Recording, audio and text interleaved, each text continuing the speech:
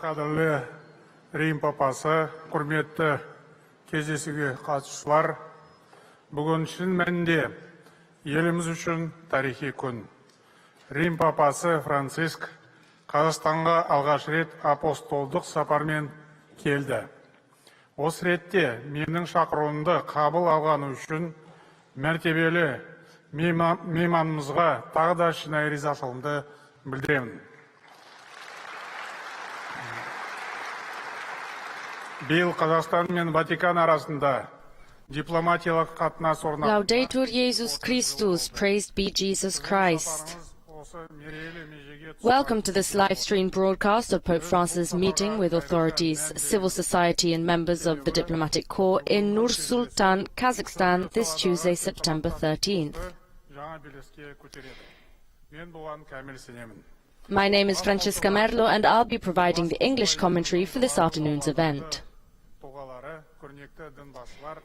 Whether you're joining us through various Vatican media channels, the Vatican audio or radio app, the Vatican News web portal or YouTube channel, or via one of our partner stations, including Catholic Faith Network, Shalom World Television Networks USA, EWTN, Salt and Light TV, Luminous Radio India, Catholic TV, Shalom TV India, and Sunday Shalom, a warm welcome to you all. To commend once again your tireless and dedicated efforts in the name of the human family around the world.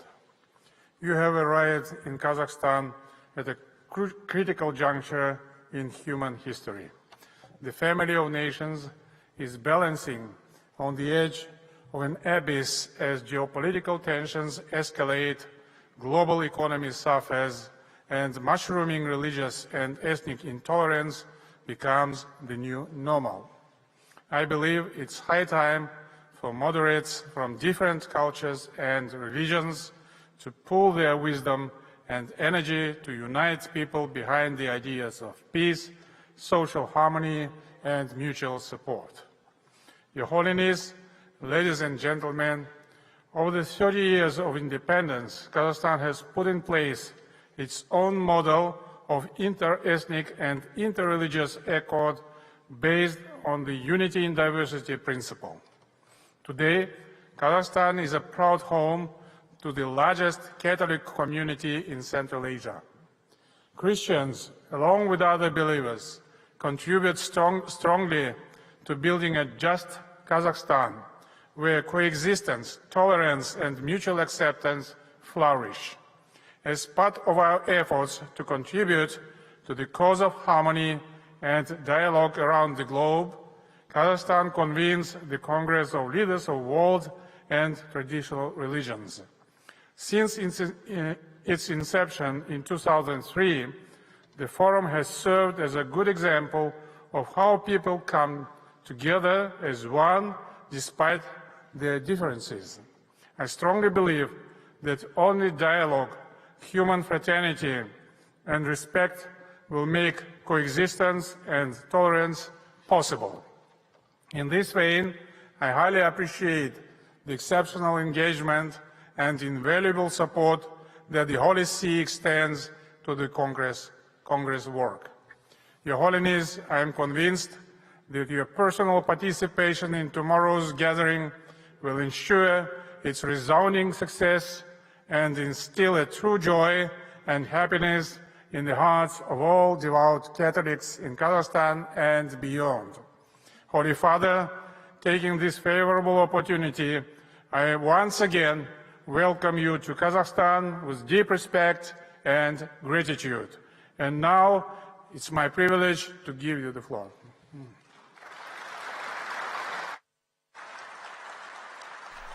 We have just heard the discourse of the President of the Republic of Kazakhstan, and we will now hear Pope Francis.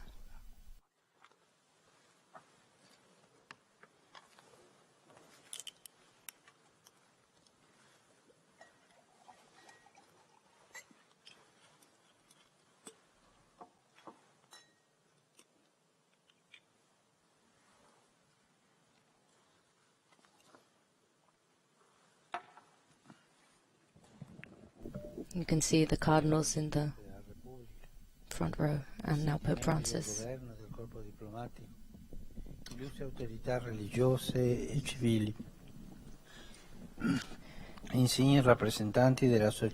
Mr. President of the Republic, honorable members of government and the diplomatic corps, representatives of civil society and the world of culture, ladies and gentlemen, I offer you a cordial greeting and I thank the President for his kind words.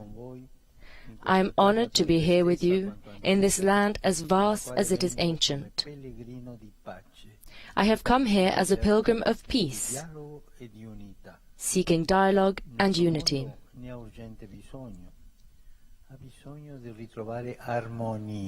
Our world urgently needs peace.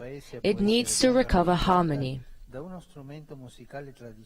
A harmony that here in this country can be illustrated by what I have learned is one of its traditional musical instruments, the dombra. The dombra is a hallmark of your culture and one of the most important symbols of Kazakhstan. So much so that a specific day was recently set aside to honor it. I would like to use the dombra as a starting point for what I wish to share with you today. In preparing for this journey, I also learned that some versions of the dombra were already in use during the Middle Ages, and that down the centuries it accompanied the recitation of sagas and poetry, linking the past to the present. As a symbol of continuity and diversity, its rhythm accompanies your country's memory. It thus serves as a reminder of how important it is, amid today's rapid economic and social changes, not to neglect the bonds that connect us to the lives of those who have gone before us. I think particularly of those traditions that enable us to cherish the past and to value the rich inheritance we have received. Here I think, for example, of your fine popular tradition of cooking on Friday mornings 7 loaves in honor of your ancestors. The memory of your country, which Pope John Paul II, as a pilgrim to Kazakhstan, defined as a land of martyrs and of believers, land of deportees and of heroes, land of intellectuals and artists, embraces a glorious history of culture, humanity, and suffering. How can we fail to recall in particular the prison camps and the mass deportations that witnessed in the cities and in the boundless steppes of these regions the oppression of so many peoples? Yet Kazakhs did not let themselves remain prisoners of these injustices. The memory of your seclusion led to a deep concern for inclusion.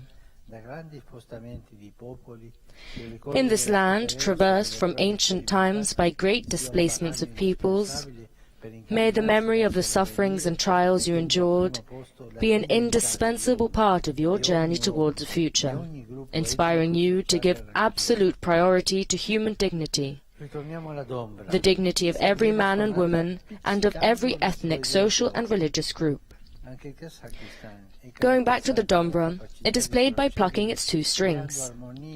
Kazakhstan is known for its capacity to keep creating harmony between 2 parallel strings.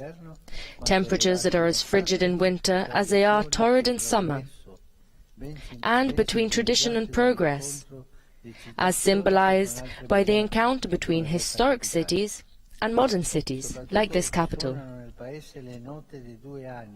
Above all, in this country we can hear the notes of 2 souls, Asiatic and European, which give it a permanent mission of linking 2 continents, of being a bridge between Europe and Asia, and a junction between East and West. The strings of the dombra are usually heard alongside other stringed instruments, typical of these places. A reminder that harmony grows and matures in togetherness, in the choral unity that leads to a symphonic social life.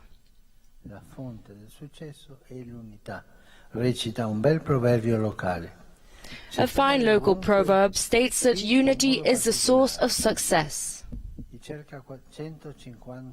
If that is true everywhere, here it is true in a very particular way. The 550 ethnic groups and the over 80 languages present in the country, with their diverse histories and cultural and religious traditions, represent an extraordinary symphony. They make Kazakhstan a unique, multi-ethnic, multicultural and multi-religious laboratory and disclose its particular vocation, that of being a country of encounter.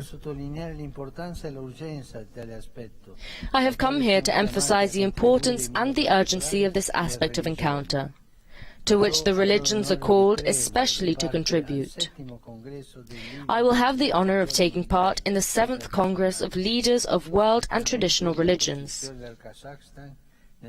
Fittingly, the Constitution of Kazakhstan, in defining it as a secular state, provides for freedom of religion and belief, a healthy secularity, one that acknowledges the importance and indispensable role of religion and resists the forms of extremism that disfigure it, represents an essential condition for the equal treatment of each citizen, while fostering a sense of loyalty to the country on the part of all its ethnic, linguistic, cultural and religious groups.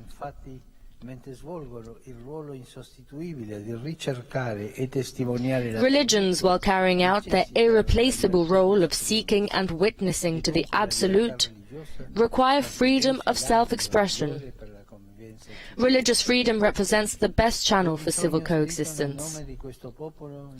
This requirement is evoked by the very name of your people, for the word Kazakh refers to walking in freedom and independence. The defense of freedom, an aspiration inscribed in the heart of each person, the sole condition for an authentic encounter between individuals and group, is expressed in civil society chiefly by the recognition of rights accompanied by duties.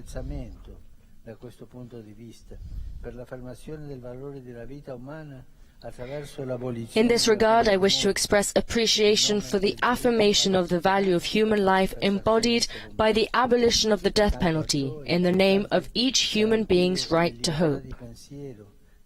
Together with this, it is important to guarantee freedom of thought, conscience and speech, in order to enable each individual to play his or her unique and equal role in service to society as a whole. Here too, the dombra can assist our reflection. It is for the most part a popular musical instrument, and as such bespeaks the beauty of preserving the genius and spirit of a people. This is first the task of the civil authorities, who are primarily responsible for the advancement of the common good, and finds expression above all in support for democracy, which constitutes the most suitable form for translating power into service to the entire people and not simply to a few. I know that especially in recent months, a process of democratization has been initiated, with the aim of strengthening the competences of the Parliament and of the local authorities, and more generally a greater distribution of power. This is a meritorious and demanding process, and certainly not a short-term one, that requires persevering towards the goal without turning back. Indeed, trust in those who govern increases when promises are not simply a means to an end, but are effectively implemented. Democracy and modernization everywhere must be more than fine words. They must be embodied in concrete service to people. A good politics, born of listening to people and responding to their legitimate needs. Constant engagement with civil society and non-governmental and humanitarian organizations. And particular concern for workers, young people, and the more vulnerable sectors of society.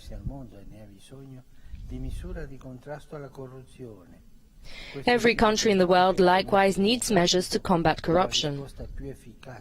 This truly democratic political style is the most effective response to possible cases of extremism, personalism and populism that threaten the stability and welfare of peoples. I think too of the need for economic security, which here, at the beginning of the year, was called for in areas that, despite the presence of significant energy resources, are facing various difficulties.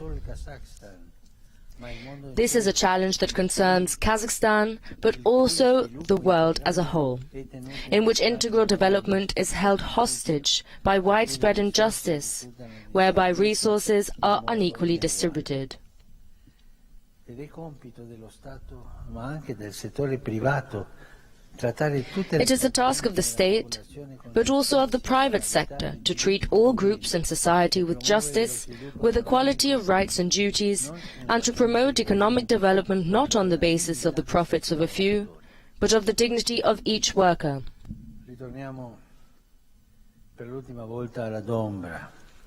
Let us return for a final time to the Dombra.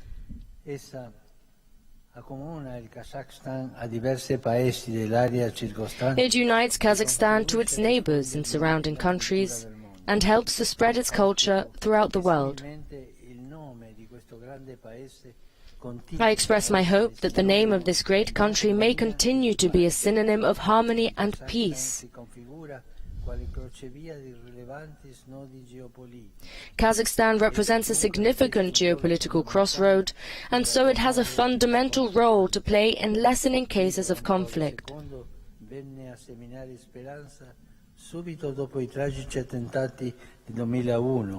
Pope John Paul II came here to sow seeds of hope immediately after the tragic attacks of 2001.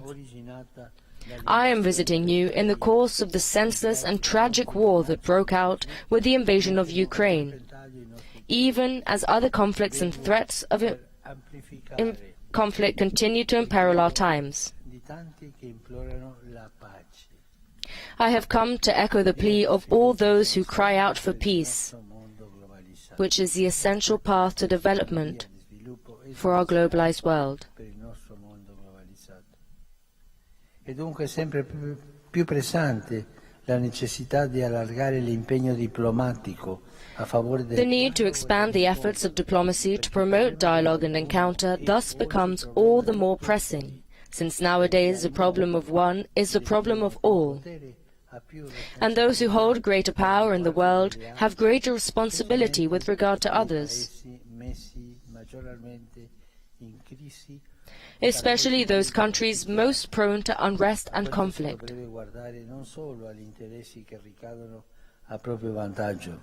This should be our concern, not merely our own individual interests.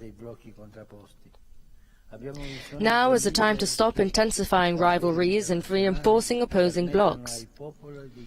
We need leaders who, on the international level, can enable peoples to grow in mutual understanding and dialogue, and thus give birth to a new spirit of Helsinki. The determination to strengthen multilateralism, to build a more stable and peaceful world with an eye to future generations. For this to happen, what is needed is understanding, patience, and dialogue with all. I repeat, with all. Thinking specifically of global commitment to peace, I express deep appreciation for this country's decisive repudiation of nuclear weapons and its efforts to develop energy and environmental policies centered on decreased dependence on carbon fuel and on investment in clean sources of energy, the importance of which was emphasized by the international exhibition held here 5 years ago. Together with a commitment to interreligious dialogue, these are concrete seeds of hope sown in the common soil of humanity. It is up to us to cultivate those seeds for the sake of coming generations, for the young whose desires must be seriously considered as we make decisions affecting the present and the future. The Holy See is at your side in this pursuit. Immediately after the country's independence 30 years ago, diplomatic relations were established, and now, as this anniversary approaches, I am happy to be able to visit this country. I assure you of the desire of Catholics who have been present in Central Asia from ancient times to continue to testify to the spirit of openness and respectful dialogue that distinguishes this land. Mr. President, dear friends, I thank you for your kind welcome, which demonstrates your celebrated sense of hospitality, as well as for the opportunity to spend these days in fraternal dialogue with the leaders of many religions. May the Most High bless the vocation of peace and unity proper to Kazakhstan, the country of encounter.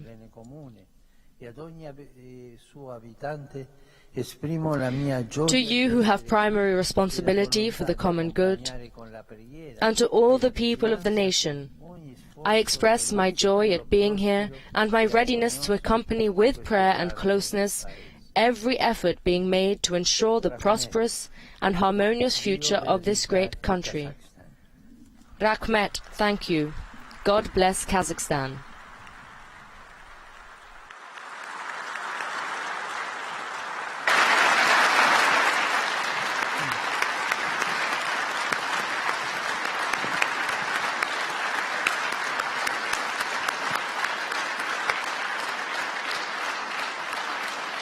Your Holiness, once again I would like to express my sincere appreciation to you, first of all, for having come to our capital to attend this very important event.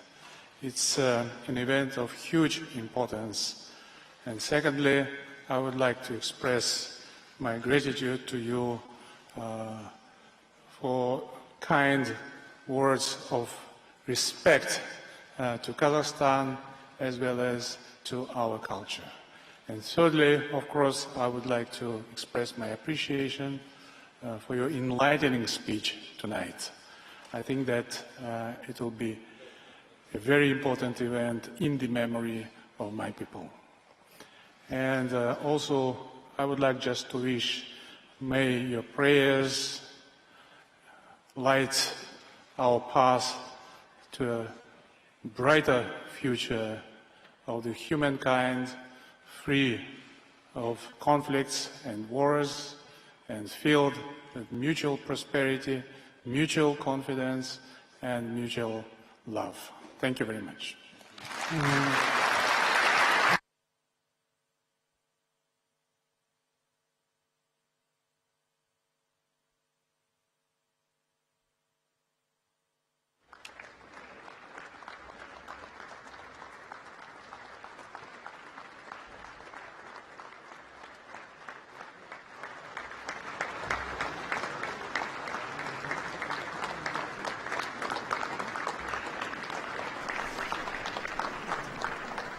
Now, we remind you that, as the Holy Father mentioned, he is in Kazakhstan specifically to attend the 7th Congress of Leaders of World and Traditional Religions, after welcoming the invitations he received from civil authorities and church in Kazakhstan. The highlights of his journey will include the Pope's participation at the Congress, where he will give a discourse, pray in silence, and engage in private discussions with religious leaders, including the Grand Imam of Al-Azhar Al-Tayyib. The religious leaders are also expected to issue a declaration.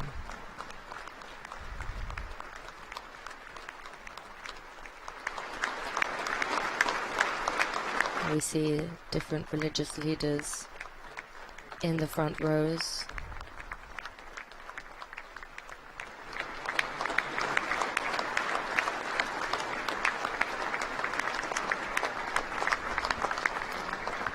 Now pictured, we see the logo for the event. The logo for his visit features a dove and an olive branch. The dove's wings are depicted by two hands joined together to symbolize those of the messengers of peace and unity, which is the motto for the Holy Father's apostolic journey. Then the heart portrayed on the wings represents love, the fruit of mutual understanding, cooperation and dialogue, while the stylized olive branch is depicted with a typical Kazakh ornamental image. The colors used, light blue and yellow, are the same as those on the flag of Kazakhstan, and the green on the twig symbolizes hope. And with these images of the flags in the background of where the Pope and the President sat, the Pope's meeting with authorities, civil society and members of the diplomatic corps draws to a close. On behalf of Vatican Radio, I'd like to thank our partners who helped make these live broadcasts available throughout the world: Catholic TV, EWTN TV, Salt and Light TV, Luminous Radio, Catholic TV and Shalom TV. I'd also like to thank all of our producers and technicians here in studio who made this broadcast possible, and thanks to all of you for joining us today. For full coverage of the Pope's journey to Kazakhstan, including today's event, as well as other news from the Vatican and around the world, we invite you to visit the Vatican News web portal and our Facebook, Instagram, Twitter and YouTube accounts. I'm Francesca Merlo, and it's been a pleasure providing coverage of the Holy Father's first meeting in Kazakhstan today as he begins his 38th apostolic journey abroad. Praised be Jesus Christ, Laudetur Jesus Christus.